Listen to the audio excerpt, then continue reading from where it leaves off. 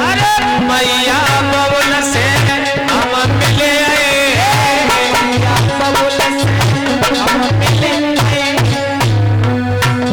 और दुख सुख की बत्तियां गए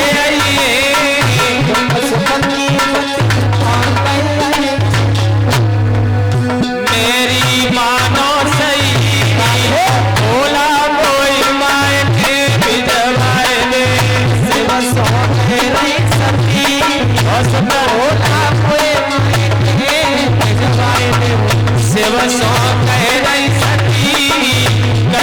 सती बोला कोई माए थे विधवाए ने शिव से कह रही सती बोला कोई माए थे विधवाए ने बार बार कह रही है सती आए देखेगी मेरी बात तो बदगी गोद उठावेगी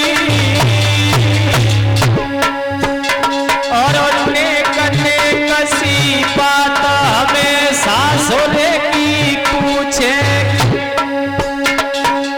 अरे पिताजी मगन होए भारी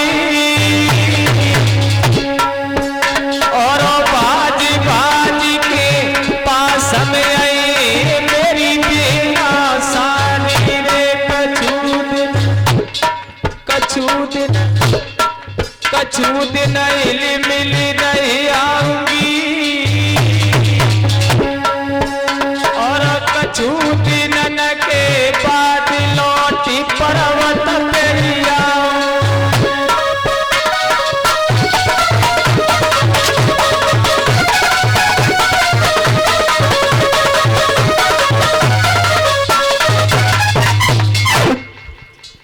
बार बार कहा तो कह दिया ठीक है जा।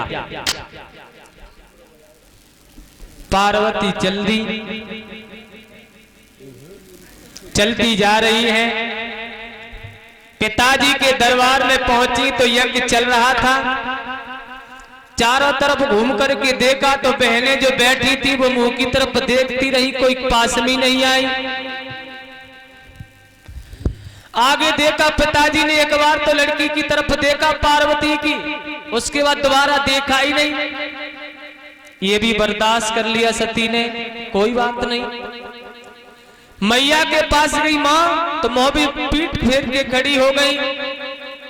कोई बात नहीं माँ, मैंने भोले बाबा की बात नहीं मानी, हमें आना नहीं चाहिए था। आगे देखा सभी देवता लोग बैठे लेकिन मेरे भोले बाबा का कोई स्थान नहीं है। और जब ये देखा कि मेरे भोले बाबा का कोई स्थान नहीं है तो ये बर्दाश्त नहीं कर पाई सदमा कहने लगी अब हम लौट के भोले बाबा के पर्वत पर नहीं जाऊंगी, इसी यज्ञ कुंड में कूद करके अपने प्राणों को दे दूंगी।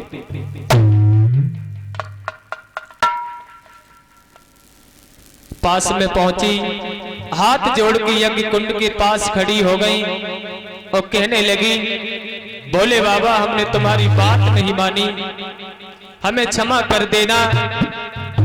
और बोली हे दिग्गजो दिशाओ महेदेवो, हे गगन सूर्य साक्षी रहियो, हे पवन देव यदि पहुंच चको तो भोले सो संदेशो जाय कहियो।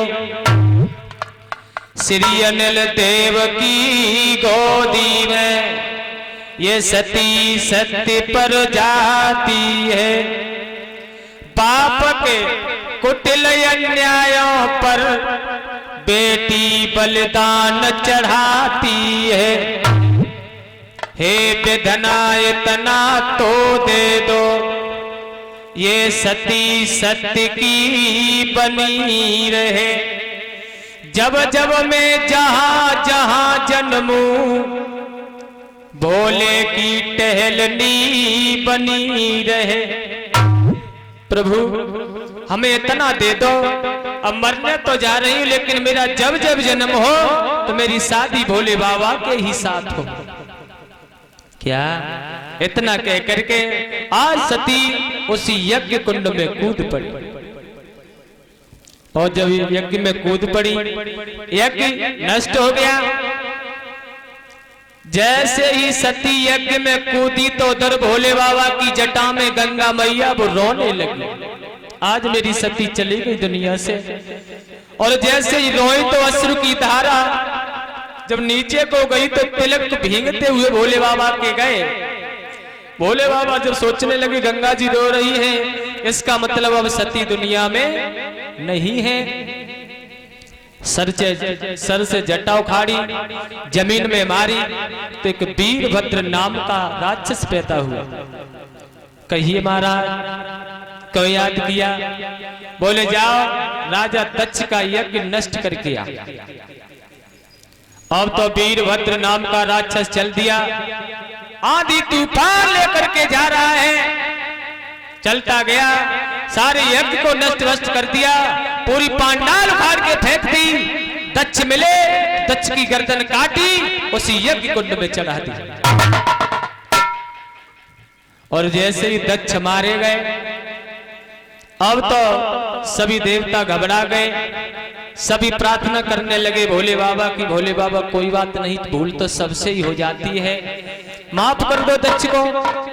जब ज्यादा कहा तो भोले बाबा कहने लगे जाओ, कोई माँ अपने बेटे को पीठ दे के सो रही हो तो उसकी गर्दन काट के दक्ष के लगा देना, वो पुनः जिंदा हो जाए। अब तो लोग भागे लेकिन कोई नहीं मिला।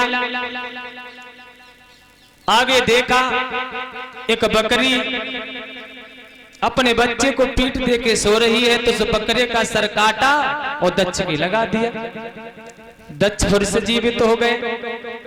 इधर धीरे धीरे समय गुजरा तो सती ने हिमांचल के यहाँ पे जन्म ले लिया। और जो हिमांचल के यहाँ पे जन्म ले लिया, अकस्मात क्या हुआ? क्या हुआ?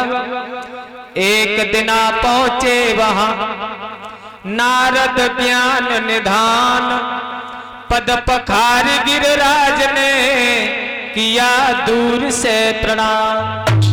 आओ देव ऋषि नारद, बड़े ही अच्छे समय पे आए हो।